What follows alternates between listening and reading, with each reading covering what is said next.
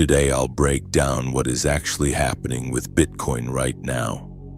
It dropped back below $82,000, which is a level we have not seen since April. And the cause was not panic from retail traders. It was not hype fading away. It was large institutional money stepping back. The biggest headline was BlackRock's spot Bitcoin ETF known as IBIT. It recorded more than $523 million in outflows in a single day. That is the largest one-day withdrawal any Bitcoin ETF has ever seen. And it did not happen by itself. From late October to mid-November, Bitcoin ETFs collectively saw around $1.6 billion redeemed. Then another day came with roughly $447 million exiting. In total, more than $2 billion left ETFs in just a couple of weeks. So when you see Bitcoin fall from $126,000 into the high 80s, this is not random. This is what institutional repositioning looks like. At the same time, the wider crypto market lost more than $1.1 trillion in value in only 41 days. That kind of pressure destroys sentiment very quickly. That is why it suddenly feels like everyone flipped bearish at the same time. But here is what people forget when fear takes over. None of this changes the long-term direction of Bitcoin. If anything, it creates better accumulation opportunities. We are seeing classic bottom range signs such as oversold technical indicators, long-term holders increasing their positions, and fewer coins sitting on exchanges. Historically, these signals show up near the end of corrections. And honestly, I wish more investors understood this. It is always sad to see people panic during moments that are created to shake weak hands out of the market. Let this sink in deeply. This is the accumulation phase. The exact price today is not the important part. What matters is the amount of satoshis you quietly collect while everyone else is emotional. Here is something most people never admit. If you feel anxious or disappointed when Bitcoin dips, it usually means you are thinking in short time frames.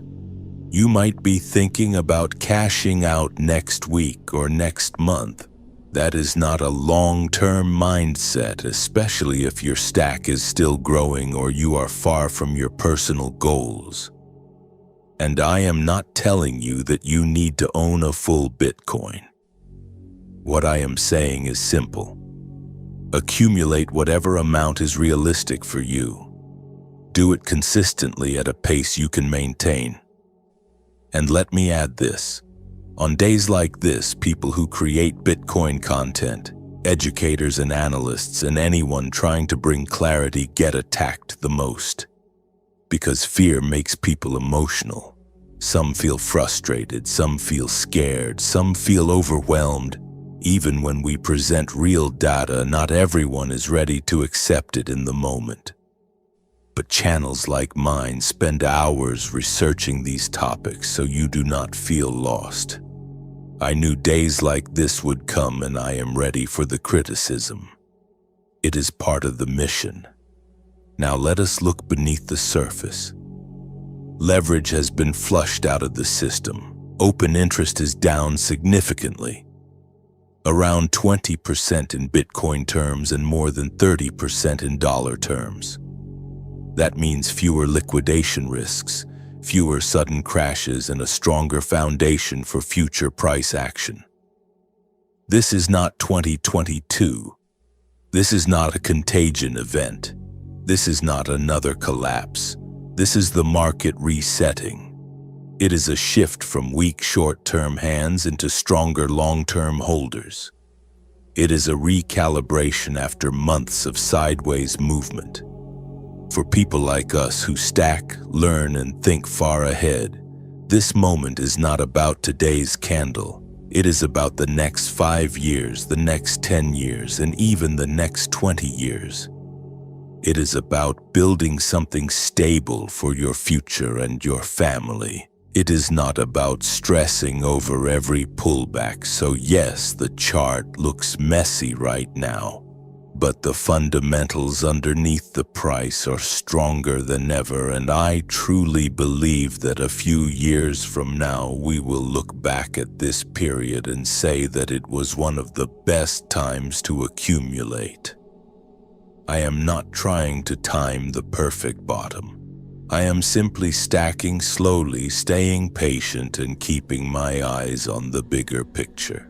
And if you are watching this right now, take a deep breath and let everything we covered settle in. If this helped you gain clarity, if it helped you see the larger narrative, make sure to like the video, leave a comment, and share this with someone who needs perspective today. This channel is here to help you stay calm, stay focused, and stay early.